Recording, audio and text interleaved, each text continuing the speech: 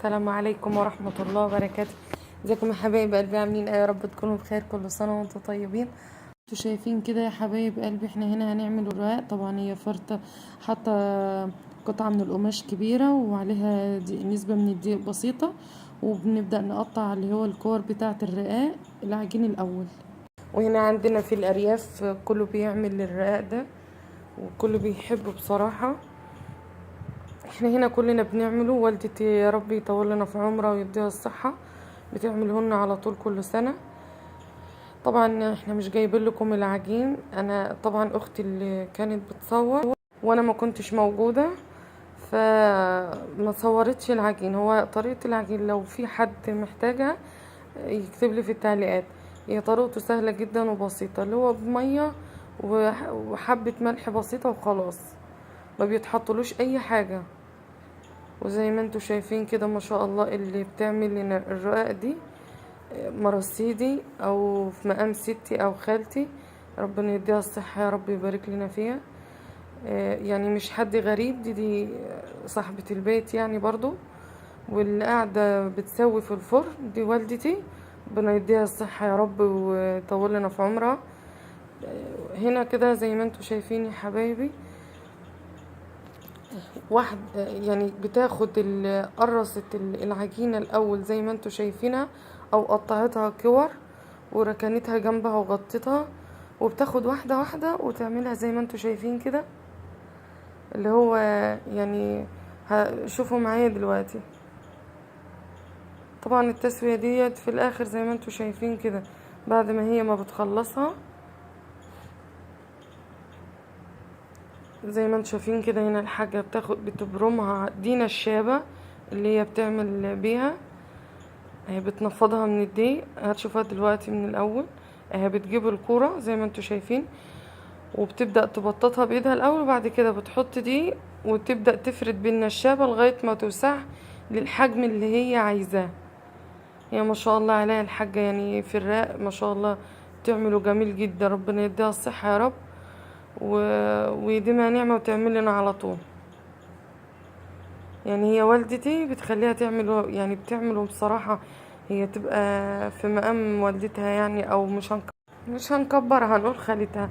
هي عامة يعني ما بتجيبش اي حد يعمل لنا الرقاق خالص على العيد الكبير اللي هو عيد الاضحى، اللي هي بصراحة يعني تسلم ايديها والله جميل جدا، ربنا يديمها نعمة وتعمل لنا على طول. زي ما انتوا شايفين كده والدتي ربنا يديها الصحة، بتاخدها منها عن مطرحها، بتريحها كده شوية من الدقيق وبترجع تاني تروح، يعني بتروح حطها على البلاطة في الفرن. هنا هي زي ما انتوا شايفين الحاجة بتجيب الكورة بتبططها بايدها، بعد كده بتفرد عليها شوية من الدقيق وبتبدأ تفردها بقى بالنشابة. هي كده جايبها لكم واحدة واحدة اهي لغاية ما هتوسعها. ما شاء الله، لا مكشكش ولا مقطع ولا فيه اي حاجة. زي ما انتوا شايفينها كده يا حبايب قلبي، صلوا على النبي واذكروا الله، لا اله الا الله محمد رسول الله، استغفر الله العظيم. كل سنة وانتم طيبين يا رب، وتعود عليكم الايام بخير وعيد سعيد على الجميع يا رب وعلى الامة الاسلامية. هنا والدتي زي ما انتوا شايفين كده ربنا يديها الصحة، بترحه الاول وبعد كده بترميه على البلاطة او بتنطره على البلاطة.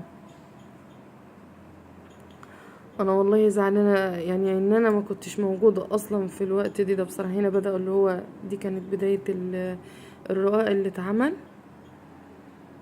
وما شاء الله هيعملوا كميه كبيره جدا، ربنا يديهم الصحه.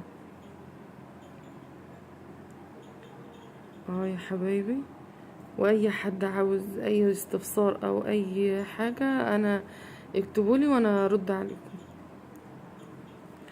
وحبايب قلبي اللي يشوفوني اول مره يا ريت ما ينسونيش بالاشتراك وتفعيل الجرس، واهم حاجه اللايك عشان يوصل لكم كل جديد.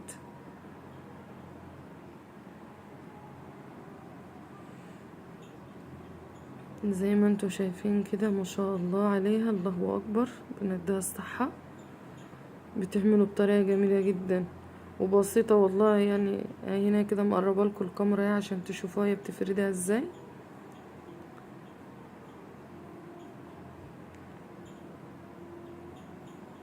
هنا والدتي اللي كانت بتسوي يا جماعة.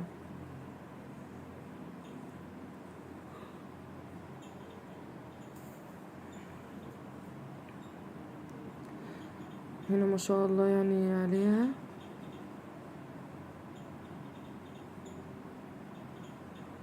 انتوا هنا واخدين بالكم الطبق اللي راقد فيه الدقيق ده ما شاء الله يعني، اللي هو بتاخد منه، واول ما بتجيب الكورة بتبدأ اللي هو تغطيها بالدقيق.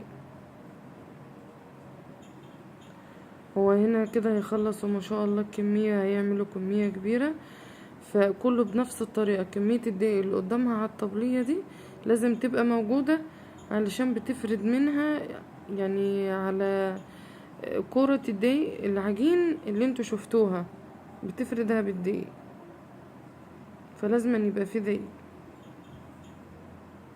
اهو ما شاء الله دي كمية برضو، يعني كل مرة بنوريكم الكمية يعني ازاي لما بتطلع ما شاء الله. كله التسوية بتاعته جميلة، وطريقة الفرد بتاعته بسيطة وسهلة جدا، يعني اي حد يقدر يعملها.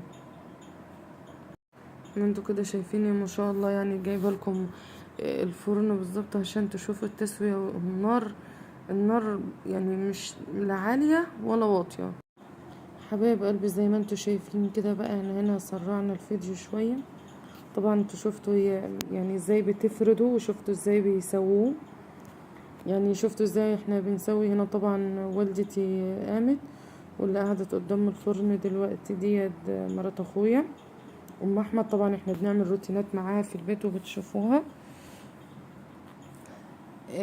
كده، يعني هيخلصوه بنفس الطريقة اللي انتوا شفتوها عشان ما نطولش عليكم. وهي دي ده جزء من الكمية اللي عملوه، يعني الكمية اللي اتعملت الاول ده جزء منها. ودي خلفية طبعا في الحيطة ما تاخدوش في بالكم.